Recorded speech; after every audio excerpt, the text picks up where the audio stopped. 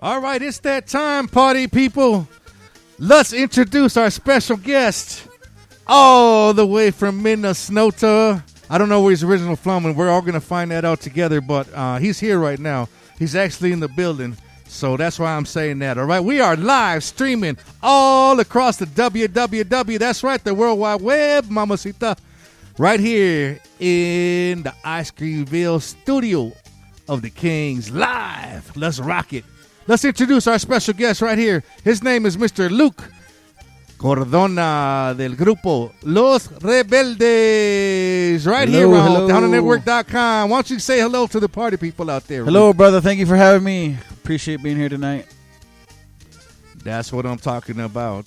So we're going to get into it. We're going to get into the midst of things. We're going to check out what's going on, what the happenings are, and to get things going, like I introduced you from Minnesota, where actually are you from, bro? Where are you from? Let the people know like where you're from, where you grew up, what your hood is, and we'll start right there. Yeah, to much surprise, I was born and raised in southern Minnesota. Same with me, papa, my uncles, my aunts, all from southern Minnesota, which is surprising to a lot of people because we play Tejano music, Tex-Mex Conjunto. But there's a long history behind all that. But from southern Minnesota, live up in Minneapolis with my family, making music. We've been doing this for quite a long time. I've been playing myself since I was 13 years old, and so that's where I'm from. We our roots are from Texas, South Texas to be exact. Grandparents are from there and lived much of their life there, and really got that. Tejano music kind of ingrained in them from being down there, and they just passed it on to us up here in the north. So, what you'll hear from our music is the sound is a little bit different because it is the sound of the north versus true South Texas, conjunto style music. We put our own little spin on it, and by that spin, I mean it's kind of true North Tex-Mex style. That's awesome, man. That's awesome to hear because I'm from St. Paul. A lot of people probably don't know that about myself. Also, born and raised, but my family actually arrived here, if you will say, per se, that they were migrant workers. So they worked in the fields, you know what I'm saying, working the sugar beets and doing all their stuff. Absolutely. And that's how we got here, with the gracias a Dios. My grandparents, they worked in the sugar beets in the fields all through the 1940s, 1950s. They would travel up from Texas every season, and in fact, my oldest, my late uncle, who was our bass player for many years in Los Rebeldes, he was born in Texas, and my second uncle was born up here in Hollandale, Minnesota, on one of those faithful yearly trips to work in the fields. And it all started. Actually, the reason we understand here is because my aunt, who's like my oldest aunt in the family, she was born and she had tuberculosis, and so the doctors had to take care of her here over in Cannon Falls, Minnesota, over by Rochester. And so because she had to stay in the hospital for so long, the boss in which my family worked for, they told him, why don't you guys stay here? I'll clean up your house, make you a little shack to live in, and so then you can go visit your daughter in the hospital every week. And she was there for dang near a year, I think. And so that's what my abuelita, she said to her husband, said, we need to stay. One thing is the kids, her sons were losing a lot of school when they go back and forth. Every time they come back, they had to start school over again because they're a year behind, and she didn't want to do nothing more. And so they stayed in southern Minnesota, and they were one of the first families, probably one of the first 10 families, Mexicano families, to be in the area. Before that, it had been many years since the last Mexicanos had come, and they decided to stay in the late 1950s, and then ever since then, that's where my other aunts and uncles were born. My father was born there. I was born there. That's so tight, man. I think we have a lot in common, same roots, same kind of story. So that's how we actually started here también. Your story is kind of my story. And I think it happens for a lot of our culture like that. That's how we migrate and get to different areas of the U.S. It all starts from down south, and we get up to the north somehow or another.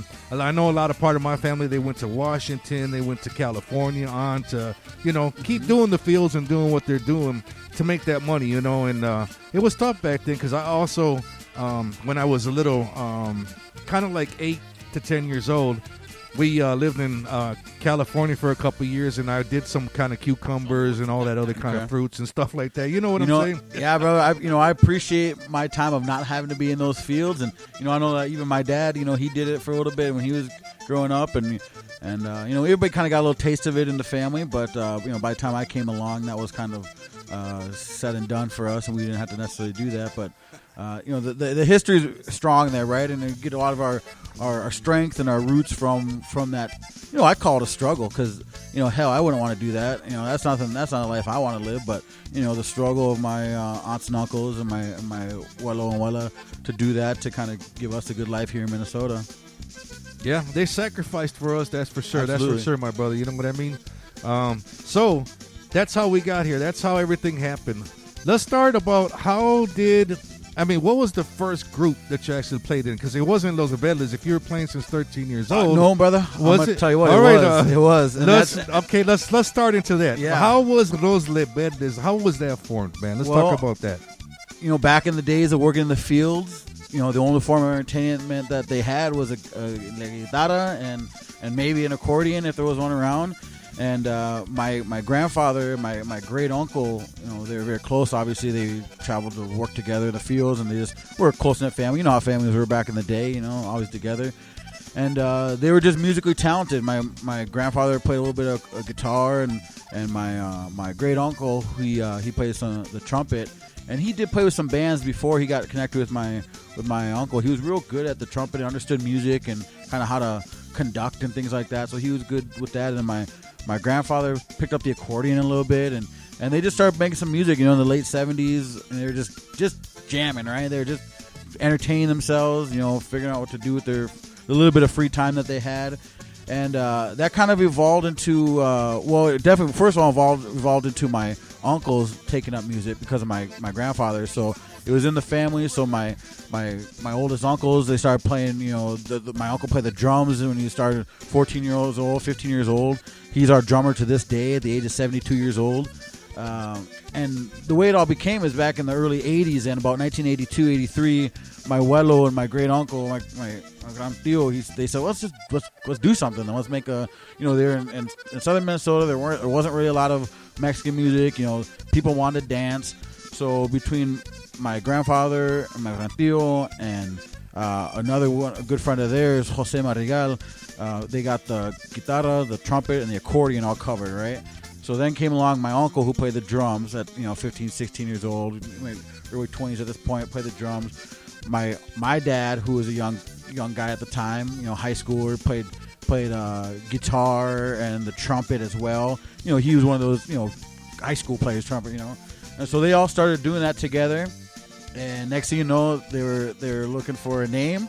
The first name that they came up with, I believe it was Grupo Antonio, and I'm saying that wrong, but essentially it means like the old guys, the old dogs in the room, kind of the El Jefes. And they said, we don't want to sound too old, we don't want that. So somebody said, well, what about the Rebeldes? And they said, okay, that's cool, Rebels, shit, they've all done time at one point or the other, so the Rebels is cool. So in about 1983, 84, the time is actually very, very, I wish we had an archivist, right? Because we don't know the exact day or time that name got created, but it's about 1983, 84, officially this band got started with my grandfather, my great uncle, their very close friend, and my father and my uncle on drums. So the five of them started the Rebeldes, and it was all trumpet and accordion, and sometimes we'd have a saxophone player back in the day. And it was just old school Chicano music, right? The old school stuff that you heard from back in the day. And that just kept growing. I mean, and it went through the 80s, and then in about 1990, my grandfather and my great uncle, give or take a year or two, they each decided to retire and say, we're moving back to Texas. This is too cold for us up here. Right. We're getting the hell out of Minnesota. We're going back to Texas. But at that point, my family, mi familia Cardona, had already started absorbing the music and learning it. And at that point, I had older cousins. I wasn't even born at this point, granted. Well, I was born in 1988, but I wasn't even born really at the point in the first 80s version of the band. Sure. But I had older cousins that started playing. I had a cousin that started playing like guitar when he was 12. So in the there was band. many versions of the band. Many versions. It just evolved, but we never. But has it always been a family band? Though? It has always been predominantly a family band. So we have a very good friend of ours on guitar, and his name is Kurt, and he's been playing with the band over 25 years. He started in 1996. So I gotta say this: the evolution of the band is crazy because they left the big bosses left in 1990 or so. My dad took over as the leader of the band. Okay. At that point, he had learned to play the keyboard, and with the 90s, you know how the transition went to La Mas, La Mafia, and all those guys playing all the a lot of big keyboards. Yeah, big keyboards, and so the Rebeldes transitioned to that too a little bit and got the keyboard and the trumpets going. And at this point, we didn't have any accordion. We lost the accordion for about maybe 10, 12 years before we brought that back in. Oh wow! And through the 90s, they played all the dance halls in northern Minnesota, northern Iowa, southern Minnesota. Twice a month they were playing the Elks Club down in Mason City and just packed houses. People like to dance back then. Nice. A lot of Mexicanos back then. And then we saw a little bit of a lull in the early 2000s, right? It was kind of in the year 2000, our bass player, my tío Raúl Jr., he passed away, and so a blessing was that his son took over on the bass. So sorry now, to hear that, but then so now it's still family. So his son is playing the bass guitar there. So for a few years there, they're playing, and then at about 2003, 2004, I joined the band at playing the trumpet, because at the point we only had one trumpet for my dad. We had another cousin of mine play the trumpet too for about 7 years, and then he split from the band. So we've had relatives coming and go throughout the years, and there's only been a few of us that were really stuck through the whole thing. My father and my drummer uncle, the two main ones. Yes. And so in the early 2000s, the Tejano music was kind of dead up here in Minnesota. Maybe you remember those days. I know that you started jamming in the early 2000s, but yes. There was a lull, especially in southern Minnesota, right? That's an hour and a half from the cities, from Minneapolis and St. Paul. So business was tough, as you like to say, and so it was tough to get some bookings. We were playing parties here and there, but it wasn't like it was in the 80s and 90s. And I'm sure you remember those, Hey, I can agree with you, man. And when I started the band in 2000, not to cut the subject to me also, but I can relate to you about how it was and stuff. It was beautiful in the 90s, and, in the 80s. And nice. There was so many clubs to do this, and you know what I mean? Our genre of music, if you want to call it that. But there's a point in time where you actually have to change over now and cross over so that you're able to open up your music to new audiences, and not only just play for that one main audience that you're trying to keep, or the music that you want to do. You know what I mean? You have to actually change with the times, like what all these groups did and what you're saying. You know what I mean? You have to change with the times and actually evolve. Evolve from that. You know what I mean? It makes you a better musician. It makes your mind open up to new ideas and new things. And how great that how we met is a crazy story too, man. We'll talk about that a little bit later. You know what? And that's everything's meant to be. That's exactly what we did. So during the early 2000s, it was a little quiet. But then we kind of reinvented ourselves again, right? I had a cousin that came in, and he went down to live in San Antonio for a few years, and he picked up the accordion, and so he came back. He did that for about 5-6 years in the group, and that kind of sparked a little bit into us, but at the same time, there still wasn't anywhere to play, right? And we were still playing conjunto music. It was strictly kind of the old school stuff, and it wasn't until about the 2010s plus where we started really reinventing ourselves and saying, it kind of like, Flaco and Freddie Fender and those guys did in the 90s. We're now doing it in, the mid 2000 or 2010s. Tex-Maniac. Right? Tex-Maniac. When Max Baca knew how to make money, right? Because he said, I can't keep playing, conjunto music every day and all night. I gotta spice this up a little bit. And we said the same thing. And so, the one big thing we did that changed it a lot was add Kurt as a guitar player in 1996, because he brought a country funk guitar sound that we've never had before. We've always just had that rhythm, traditional conjunto sound, and Kurt was able to add those riffs, the lead guitar. The first time a lot of younger people have ever saw that was like, Selena and the Dinos, right? Where Chris had the rock guitar. So we had our own version of that, right? Or just like, Doug Somm did the Texas Tornadoes and Freddie Fender did. They started adding those licks. And so that's what Kurt did for our band. And that was able to help us kind of keep moving forward there as well. And at the time, my dad was still playing the keyboard. We had lost a trumpet player. Our accordion player wasn't, super reliable, and so we were just kind of hanging out, right? But we never quit. We never officially folded shop and said, okay, the band's done. We're going on 20 plus years at this point.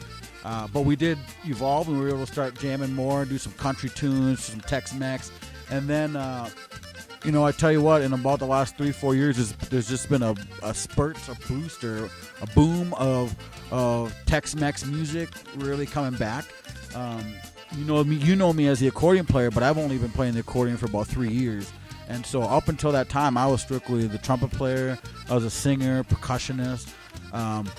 The reason why now we've been able to go another leg of this journey is because I was able to learn the accordion, and now that opened up a whole suite of songs for us, right? There you a whole go. style. Yeah. And what we've seen now is that now in 2022, damn near 40 years since the first Los Rebeldes show in 1983-84, what we've seen now is that this niche has come back, and we're more of a novelty act more than we're playing for quinceañeras or weddings. It's more so there's an older generation of folks that love our style of music, and younger folks as well, but they love our style of music.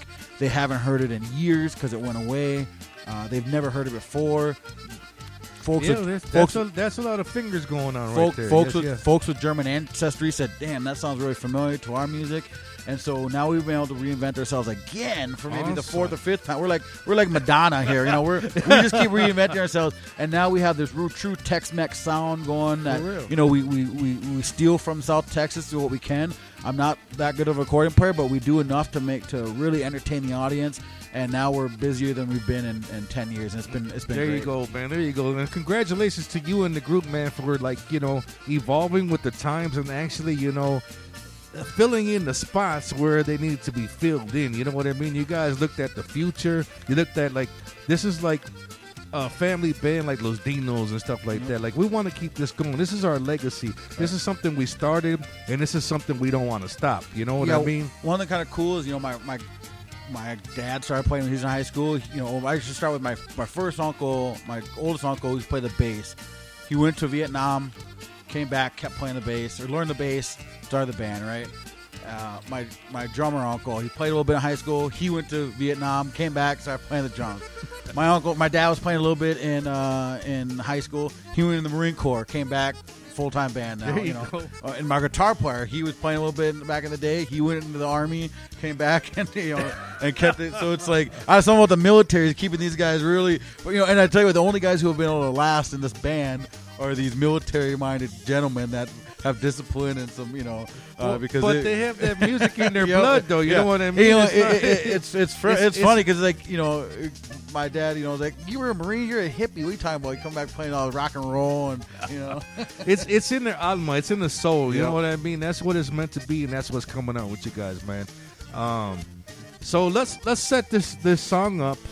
You guys do have your guys' own CD. Let's talk about the CD and where people can get it from and what's happening with that. So we've been playing music for a long time, but we never put any of our stuff down. And we play a lot of old other people's stuff, just like we do in the community. We play a lot of old tunes. And sure. We decided to lay some tracks down back in 2020 during the pandemic. Really, actually, the idea came beforehand, but that stuff used to cost a lot of money and whatnot. We finally were able to kind of make it happen, and we just wanted to put out a small album, and in memory of the guys who came before us. And we put out this album with it's titled For Our Father, and that means for my grandfather, for the father of my uncle, my dad. But it's really dedicated to my great uncle, my abuelito, our Tío Jose Marial, all the OGs, my Tío who played the bass. It's dedicated to those guys, and we were able to put a few tracks on there. And one track that we really like on there is called Corrido de Raúl Cardona, and that's a song that my grandfather wrote back many years ago. When he wrote it back in the 70s. Now it was really just words to paper, and he kind of put some melodies to it. I've actually never heard the song in the way he's ever played it originally. I had to learn all the accordion parts based off. Really, my dad humming the song to me. I was going to say that. Exactly. And I threw a little trumpet in there, and we made it work. And it's a hell of a good song. A truly kind of traditional corrido. Back in the 70s, he was at my father was 11 years old. They were at a baile down in Mason City, Iowa. My grandfather was not playing, but my gran tío was. He was in a different band playing, and as things happen, fights break out and things are going on, and my grandfather took a couple blades that night, and he lived to tell about it, and he was all good going forward. But he wrote the story of the night down on paper, and years later, he sometimes sang it, sometimes a little bit, but it really more so just in a vault for many years, right? Yeah. And so we dusted that off and brought that out. We remastered it. It really took some production to actually build it into a true song. Sure. So we did that. We put it together, and we made a true song out of it. And those are all words that he'd wrote, and we just kind of moved things around and fixed them up a little bit, and we're pretty happy about that one. Hey, man, that's so awesome. What stories that are coming out right here, the true stories, live interview with my partner right here, Luke Cardona, TejanoNetwork.com. We're going to put this song on right now. It's called Corrido de Raúl Cardona, and you heard the whole backing of how this took place. You know what I'm saying? So I'm going to spice this up, get this song ready to go, and then I'm going to let Luke introduce this song right here on TejanoNetwork.com, all right? So let's get this all clued up. Let's get this going. Stick and stay. Once this song's over, we're going to come back, talk a little bit more, talk about what's going on for the future of Los Rebeldes, and then we'll wrap it up and hear another song from the group. Let us know what you guys think. They do have a CD that's out.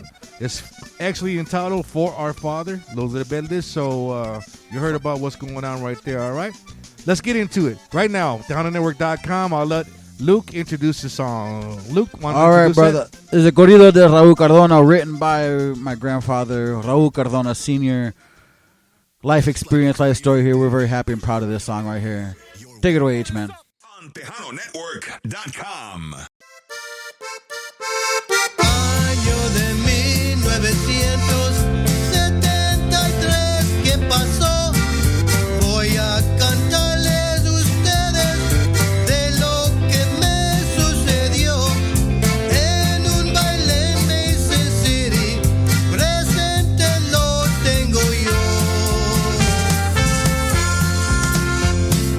El día 10 de noviembre nos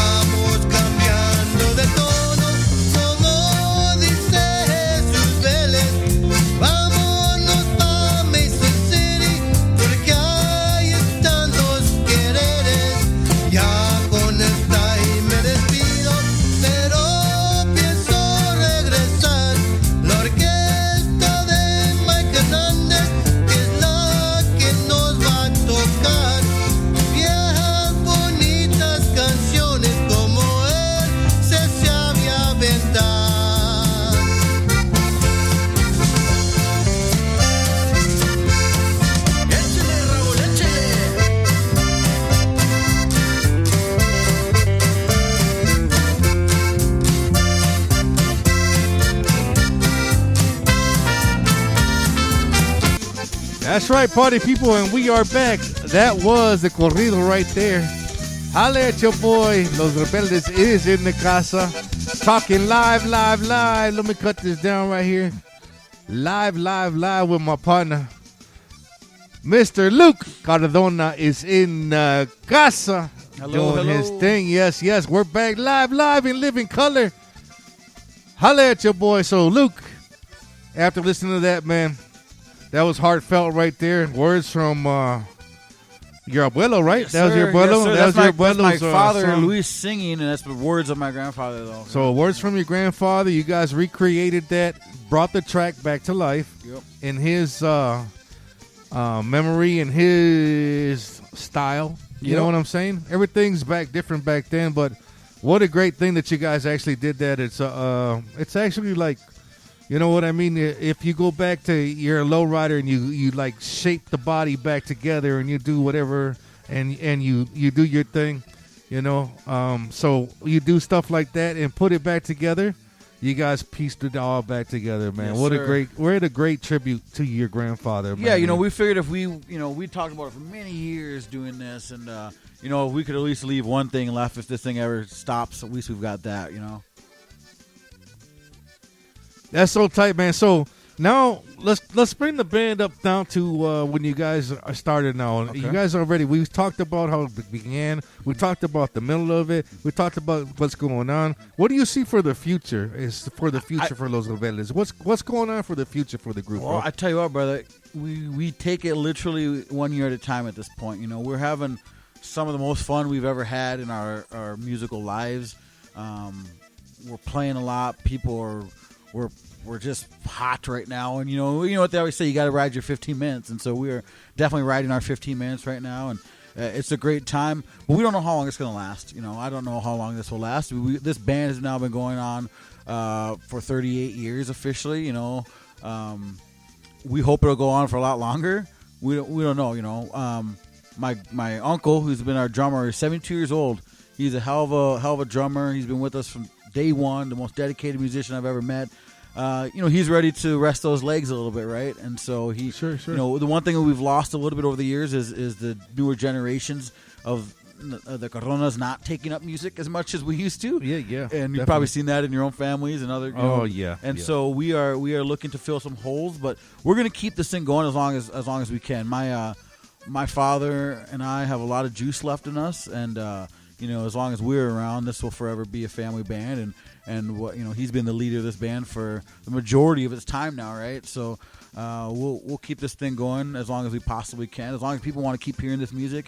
We've done a really good job of catering to all the audiences, right? So you might come to a country bar one night and see us, and you'll say, "What the hell are these guys doing here?" But it's because we're gonna play some Waylon and Willie and some Merle Haggard, and we're also gonna play some Little Joe. What a mix. And we're gonna play some Freddie Fender, and it's gonna sound great. Or we're gonna go to, you know, your favorite Mexican restaurant in Iowa or Minneapolis, and you're gonna hear us there because we're gonna play some traditional conjunto music or some old South Texas jams. We're gonna do a lot. You know, one thing that other people don't know about me is I don't speak Spanish, right? And there you go. Yeah. Born and raised in Minnesota, but I've been able to, get myself into this music and immerse myself in this music well enough to sing it, to play it, to respect it, and so we're gonna keep doing that as long as we possibly can. And so I don't know what the true distant future holds for us. Sure. But I know that this year we're gonna rock, and we're gonna rock next year, and we're gonna keep this going for a little while. There you go, man. That's well said, well versed right there. I was born actually myself in St. Paul, like I told you at the beginning of stuff. So, I was actually a translator for Spanish and stuff like that also. But I learned because of my grandparents. Yep. They used to tell me, hey, go get this, go get that, and you know what I mean? So that's how I actually learned how to speak Spanish and stuff like that.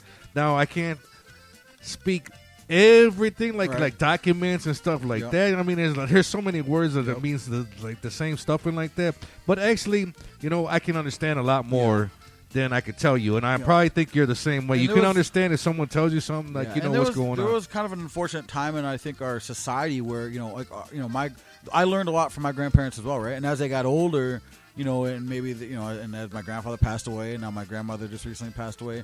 You don't have those people around. I lived in Florida for about 6 months. I learned the best Spanish I've ever known. I didn't know it very well, but when you're immersed in it, But back growing up in southern Minnesota, back in even before I was born in the 80s and 90s, it was a little taboo to be speaking that language, and my family made sure that we respected our culture and we understood where we come from. And my father could speak Spanish, never has to, never needs to. But we were taught to kind of immerse ourselves into the English language and the culture, and I get it for the times. It's kind of too bad now because coming full circle now, that's the opposite, right? It's cool to speak multiple languages. It's cool to speak Spanish and be able to do all those things. 2022, everybody wants to speak Spanish. So I wish I did. I wish back in the day that they said, you know what, learn this. You need to speak it because it's our language.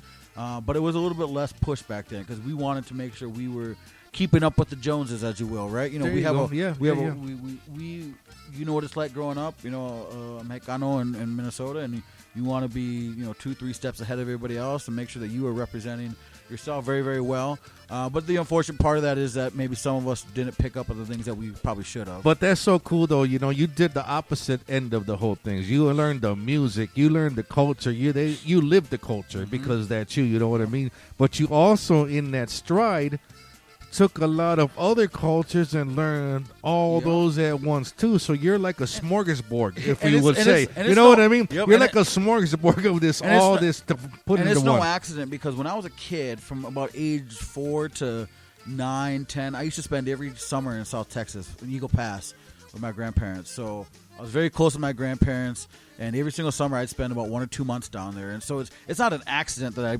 I grew up to love Mexican music, right? That's what we listened to. The family played it. Every party had music at it, and we're talking live music, all the dances. And so that's not an accident that it kind of was instilled upon me because I loved it. I'd hear all the music from my grandfather. I'd hear him going into the bathroom practicing accordion. He taught me how to sing my very first song at the age of 5. Wasted Days and Wasted Nights by Freddie Fender. Damn. And so it's all about wanting to be part of it and just being absorbed in all of it. There you go, man. There you go. But all I have to say is we wish you nothing but the best to Los Rebeldes. Thank you, brother. For your future, for your family, and just keep the music going, man. It sounds like you're on the right path and you have a great mind and thinking and knowing what's going to hit and what's not, but actually evolving and being that chameleon. You know what I mean? Yep. You got to be that chameleon in the room to make it. And I'm looking at the list of shows right now in front of me. 2022 shows. I mean, it's a whole page right now. So something's working. You know what I mean? Yeah. Something's working. And like I said, once again, nothing but the best for Los Rebeldes. And let everyone know how to get a hold of you, man. Yeah, How can they get a hold of you? absolutely. How can they get all this stuff? You check us out on Facebook, Los Rebeldes Minnesota. We're on there. Our website, losrebelsmn.com, has all videos, shows, how to contact us if you want to book us. We love private parties. Anything you want, you get a hold of us on there. Like us on Facebook. Check out all our videos. We're all over online. And check out our schedule. We're going to be somewhere near you here some point this year, so we'd love to see you out there. There you go. That's the man right here, doing his thing. Thanks for having me, brother. Appreciate you. Luke Cardona rocking the spot right here on the www.dononetwork.com like no other. Make sure you guys tell the dog catcher where you guys going to be at next Tuesday, every Tuesday, live in the rocking spot right here on the Dono Network with the Ice Cream Man. I got all the flavors. That's right. The Ice Cream Man is live in vivo every Tuesday doing this thing. Next up, hey, listen, we're not finished yet. We got another little special guest coming up. I shouldn't say little, but DJ Gavilan will be coming on next. This guy, man, he's a legend in his own self. He had his own TV show.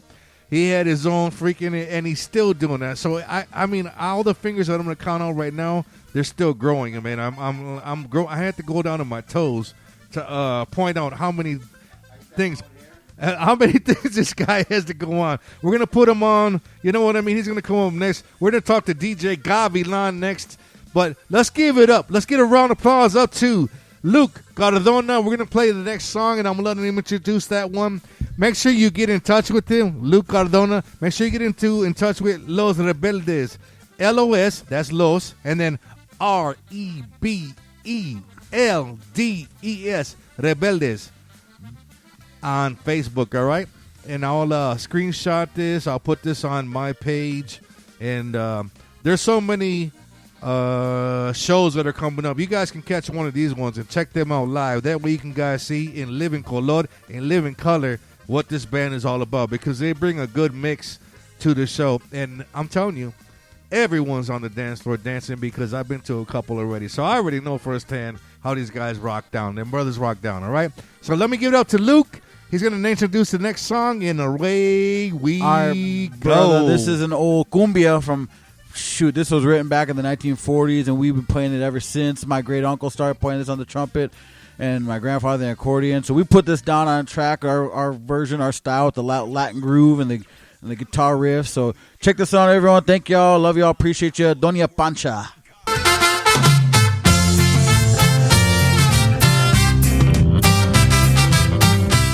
All right, we got to do a redo on that one. I got to give a shout out to my boy Johnny Hotcakes is in the casa. That was my bad. That was the DJ thing right there. Not turning the volume back up on the interview. That's me. Holla at you. This is Doña Pancha. Doña Pancha, yo les invito a bailar. Que nadie quede sentado. Vamos todos a gozar. Doña Pancha es la portera de una linda vecindad. Enseña mucho la pierna. Ella se quiere casar. Pancha, Pancha, Pancha, le gritan desde el rincón. Pancha, Pancha, Pancha, ay qué rico vacilón. Pancha, Pancha, Pancha, le gritan desde el rincón. Pancha, Pancha, Pancha, ay qué rico vacilón.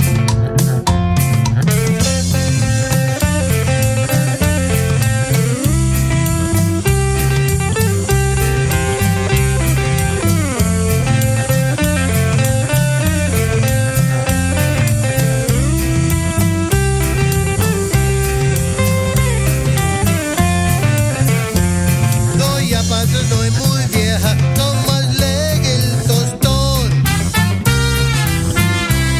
Bailando nadie le gana, mueve mucho su color. Bailando se siente alegre, Doña Pancha muy feliz. La Pancha que vive en